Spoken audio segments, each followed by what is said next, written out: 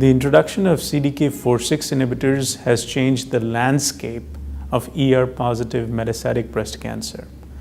Before the approval of CDK4/6 inhibitors for first-line management of metastatic breast cancer, it was only endocrine therapy. But with the introduction of CDK4/6 inhibitors, we've seen a major and significant improvement in progression-free survival in patients with metastatic ER-positive breast cancer.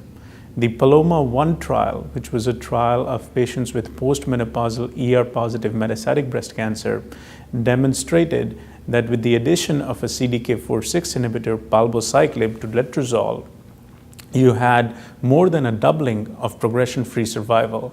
And this led to the accelerated approval of palbociclib in metastatic ER-positive breast cancer. The PALOMA-2 trial was the confirmatory trial which validated the concept of CDK4/6 inhibitors in metastatic ER-positive breast cancer, and essentially had similar results as PALOMA-1.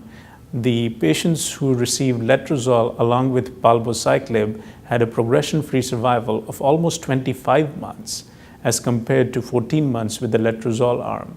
So more than a 2-year median progression-free survival, something that was never seen in ER-positive metastatic breast cancer before, and led to the full approval of palbociclib as a first-line therapy for metastatic ER-positive breast cancer.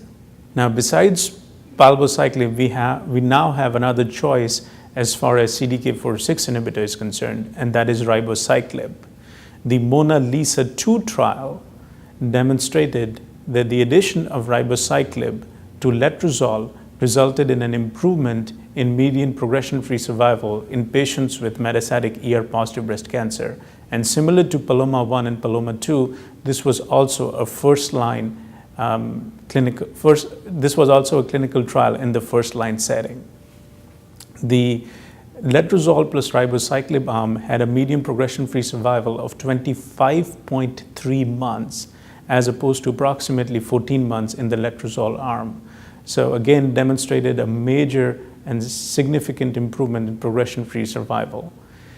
Ribociclib is similar to palbociclib in that it is a CDK4/6 inhibitor, affects both CDK4 and 6, does not have much impact on CDK2, CDK9.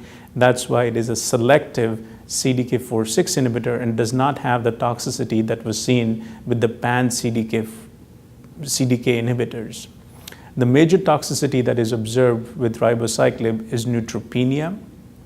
Anemia and thrombocytopenia can also be seen. Now, how ribociclib is different from palbociclib as far as mechanism of action, I would say they're quite similar. Ribociclib might be slightly more selective towards the CDK4 and 6 if you look at the IC50, but in the clinic, I would say it's pretty much similar to palbociclib. Now, if you look at the subset analysis of MONALEESA-2, if you look at patients who had visceral disease, in patients who had visceral disease, you could see a benefit with letrozole plus ribociclib as opposed to letrozole alone. And on the opposite spectrum, patients who had bone mets, you could also see a benefit with ribociclib and letrozole as opposed to letrozole alone. The authors also did subset analysis looking at elderly patients more than 65 years of age, and even in that subset, you could see an improvement in progression-free survival with letrozole and ribociclib. So essentially, in most patient populations, you could see a benefit with the combination of letrozole and ribociclib, and essentially, it is the first-line recommended therapy for metastatic ER-positive breast cancer. If you have someone who's elderly, if you have someone with bone mets, if you have someone with visceral mets, for all these indications, letrozole plus ribociclib was superior to letrozole alone. So essentially, an aromatase inhibitor, usually letrozole, but any aromatase inhibitor with ribociclib or palbociclib is now the recommended first-line therapy for metastatic ER-positive breast cancer. What happens when a patient progresses on the CDK4/6 regimen? What therapy to choose next? I think that's an open question at this time. There are a couple of options one could consider. One could consider fulvestrant. one could consider fulvestrant with a CDK4/6 inhibitor. One could consider exemestane plus everolimus. Whether one option is better than the other, we don't know at this time. There are ongoing clinical trials comparing these various options, but at this time, the recommended second-line regimen for ER-positive breast cancer is not established. So in terms of my own practice, it's in part dictated by the amount of disease.